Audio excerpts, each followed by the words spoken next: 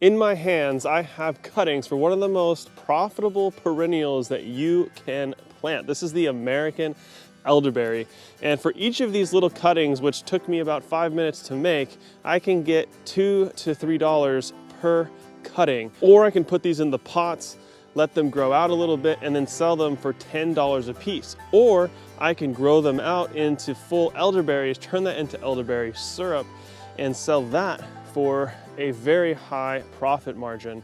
Today we're going to get into how to make your own elderberry cuttings from a bush that you may already have, and then how to plant those out and how to turn it into 25 new elderberry bushes for my farm. So you can see my elderberry bush is already starting to veg out here in the third week of February. We've been getting a lot warmer temps recently, which has caused it to do that. And we also got some rain recently, so the ground's nice and wet, and I've got rain coming up in a few more days. So this is the perfect day to go ahead and propagate these guys.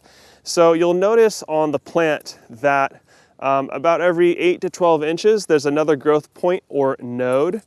Cutting the plant near this and planting it from the growth point is gonna give you a really great result. These plants are super vigorous, so I mean, even if you cut it here, even this part would produce roots, but typically when you're doing any type of cuttings, you want to cut it near the growth point. This is going to be where the most growth hormones and auxins and things like that are going to be existing, so that the roots will really be able to get going and each cutting will survive wherever you plant it. So let's go ahead. I'm going to cut this thing down to the ground, and then we'll chop it into pieces that we can plant really easily. So what I'm looking for here is the wood that's a bit newer. The wood that grew last year, so just 1 year old wood, that's gonna be the most vigorous parts of the plant. This older wood here that has a bit more nodules on it, is a bit darker and grayer in color, will work, but that's not necessarily what I'm looking for. If you notice, all the growth points on this 1 year old wood is putting out vegetation. So that's really what I'm gonna look for. So you're looking for about a 1/2 inch to 1 inch caliber diameter for each of your cuttings. Something around there is gonna work really good for you. So I'll come back with some power tools and cut this all the way to the ground. But in the spring, it is gonna send up more shoots.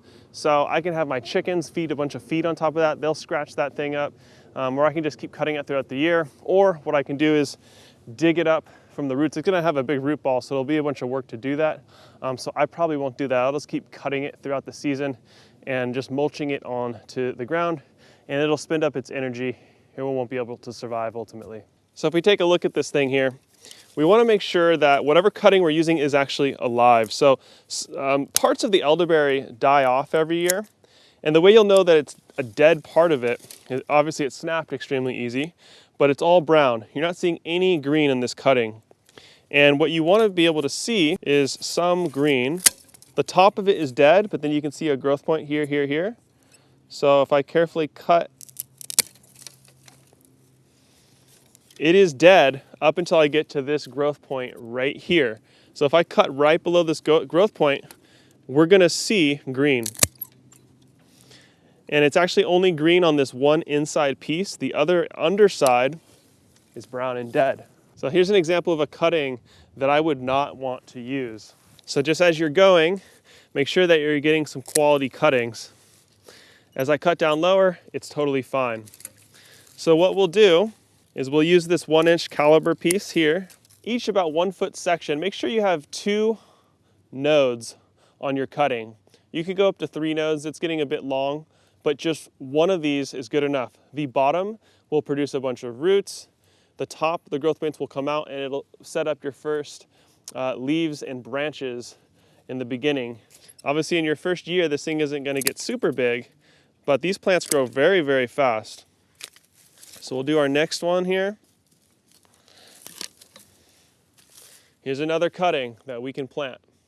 Now I'm just gonna add some rainwater into a bucket. I'm gonna add a handful of indigenous microorganisms stir that into the water, and then I'll mix in some compost and some worm castings in here as well, and let my sticks sit in here for about an hour so that they'll soak up some of that moisture, get the microbes in there.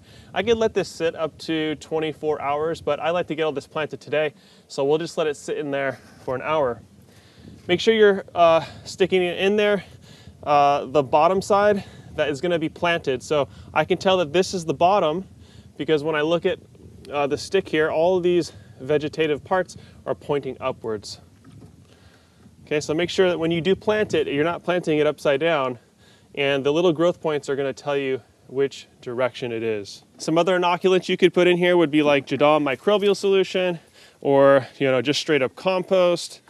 If you have some mycorrhizae, those would be great to put in here as well. Or the final option would just be some leaf mold soil. Go out into your woods or locally and just scoop up an area of soil right underneath all the deciduous leaves. That's gonna have really great microbes as well. So I'll be planting the elderberry right here, right up against my electric fence here. And I'm gonna do about 6 foot off of the fence, 6 foot to the next bush, and then the next row will be 10 feet apart. I'm gonna take my electric auger, drill down about 6 to 8 inches or so. Nothing crazy, just get the ground loose, and then we'll come in and we'll shove in all of our elderberry cuttings. So now, these plants are so vigorous, you don't need to put anything in here.